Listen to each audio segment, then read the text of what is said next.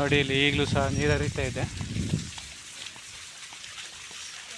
ನೋಡಿ ಈ ಚಳಿಗಾಲದಲ್ಲೂ ಸಹ ಈ ಬಂಡೆ ಮೇಲಿಂದ ಈ ಹೈಟಿಂದ ನೀರು ಹರಿತಾ ಇರುತ್ತೆ. ನೋಡಿ ಇಲ್ಲಿ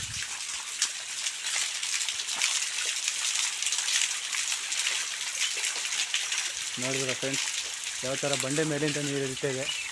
ಫುಲ್ಲು ಬಂಡೆ ಇದೆ, ಹೆಚ್ಚು ಕಮ್ಮಿ ಒಂದು 150 ಅಡಿ ಮೇಲಿದೆ. ಇದು ಇಲ್ಲಿಂದ ನೀರು ಹರಿತಾ ಇದೆ.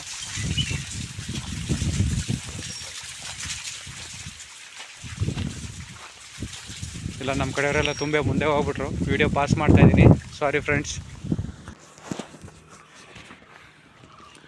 ನೋಡಿ ಇಲ್ಲಿ ಯಾವ ರೀತಿ ಇದೆ ಪ್ಲೇಸ್. ಇದು ತುಂಬ ಚೆನ್ನಾಗಿದೆ ನೋಡೋದಕ್ಕೆ. ಧರ್ಮಸ್ಥಳ ಪಾದಯಾತ್ರೆ ಬಂದರೆ ಎಲ್ಲ ಪ್ರತಿಯೊಂದು ನೋಡ್ಕೊಂಡು ಹೋಗ್ಬೋದು. ನೋಡಿ ಯಾವ ರೀತಿ ಇದೆ ಅಂತ.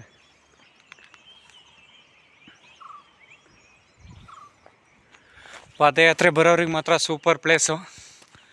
ಇಲ್ಲಿ ಏನೇ ನೋಡಿದ್ರೂ ಎಲ್ಲ ತುಂಬ ಚೆನ್ನಾಗಿದೆ.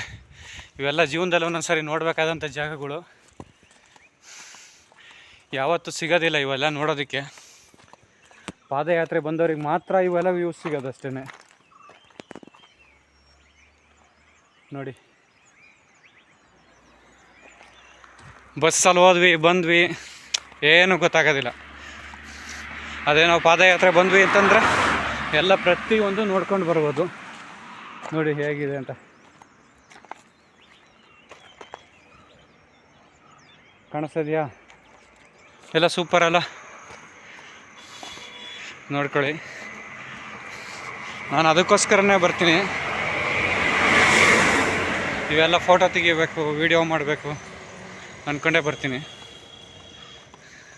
ನೋಡಿ ಎಷ್ಟು ಚೆನ್ನಾಗಿದೆ ಅಂತ ವೆದರ್. ಕಾಣಿಸ್ತಾ ಇದೆಯಾ? ಎಷ್ಟು ಸೂಪರ್ ಆಗಿದೆಯಲ್ಲ. ನೋಡಿ ನೋಡಿ ನೋಡಿ.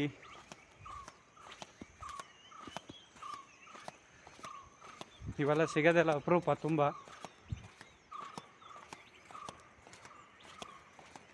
ನೋಡಿ ನಮ್ಮ ಕಡೆ ಇರಲ್ಲ, ಅಲ್ಲಿ ಮುಂದೆ ಹೋಗ್ತಿದ್ರಾಗಲಿ ತುಂಬ.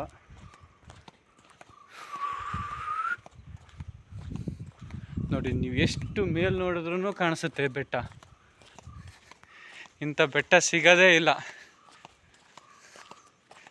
ಇದು ಧರ್ಮಸ್ಥಳ ಚಾರ್ಮುಡಿ ಘಾಟಲ್ಲಿದ್ದೀವಿ ನಾವೀಗ, ಮರಿಬೇಡಿ. ಇದು ಚಾರ್ಮುಡಿ ಘಾಟ್ ಸೆಕ್ಷನ್ನು.